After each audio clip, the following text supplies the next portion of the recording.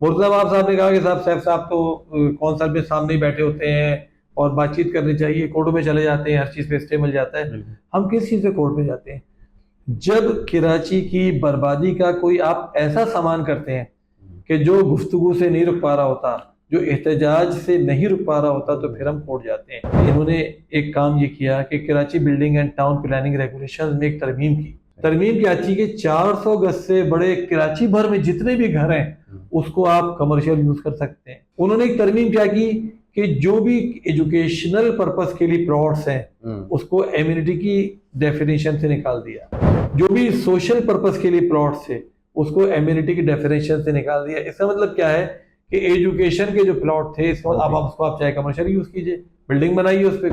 हमने इनसे बात की कि भाई खुदा की इसको खत्म, ये क्या कर दिया, ये तो बहुत बड़ा जुल्म आपने कर दिया, ये तो कराची की तबाही का सामान कर दिया। कराची में ऑलरेडी बिल्डिंग कंट्रोल अथॉरिटी के नाम से जो माफिया है पूरी कराची में गैर कानूनी कंस्ट्रक्शन करवा रही है, तबाह कर रही है। जो थोड़ी बहुत कराची बाकी रह गई है उसको आप और बर्बाद करना चाहते, नहीं माने, मैं कोर्ट गया उसके अंदर, अल्हम्दुलिल्लाह कामयाबी मिली।